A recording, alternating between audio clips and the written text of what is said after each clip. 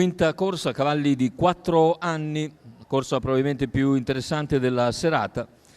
Vede al via 9 soggetti sul miglio, 1 Blumenindal, 2 Bijou B, 3 Bellamente, 4 Bardo di Poggio, 5 Bonita Call, 6 Bolt, seconda linea 7 Barcela Burlon, 8 Benny Trio, 9 Boato di No.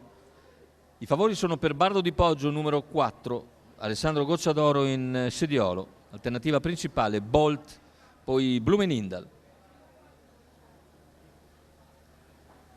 Fase di lancio con la velocità iniziale di Bijou B, attaccato subito da Bardo di Poggio che velocemente si porta al suo esterno, l'impegna e passa a condurre. Più indietro vediamo Blumenindal che cerca di conservare la terza posizione ma è superato all'esterno. E così il favorito Bardo di Poggio, 14,3 per i primi 200, continua la sua marcia in avanti, avvia buona andatura. In seconda posizione rimane Bijou B,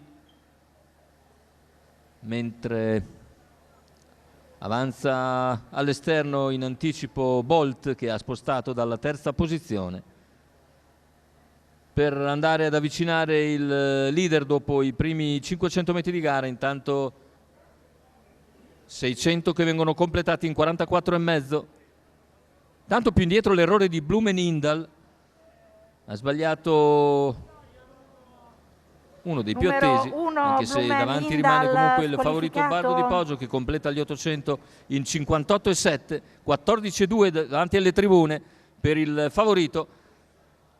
In seconda posizione rimane Bijou B, all'esterno è sempre generosamente Bolt e un chilometro iniziale completato da Bardo di Poggio in 1:13,2, parziale ancora in 14,5, mentre Bolt è in lotta serrata con Bijou B e lo sta impegnando all'esterno. 400 alla conclusione, 13,5 addirittura il parziale per Bardo di Poggio, ma Bolt rimane comunque in seconda posizione superando Bijou B a 300 dal palo ed è ancora a 2 lunghezze dal battistrada che spara un altro 14,3 per la piegata.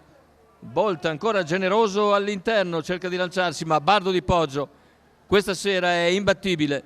Al comando Bardo di Poggio, secondo posto per Bolt, al terzo finisce Bijou B, mentre per il quarto Barcela Burlon. 1:12,5 il ragguaglio conclusivo, prestazione davvero di grande spessore per Bardo di Poggio che Alessandro Gocciadoro porta al successo, raddoppiando così la vittoria ottenuta in precedenza con Catman di Celle. Ora con Bardo di Poggio 1:12,5, davvero prestazione notevolissima per questo 4 anni che trova così il suo record, era 1:12,8.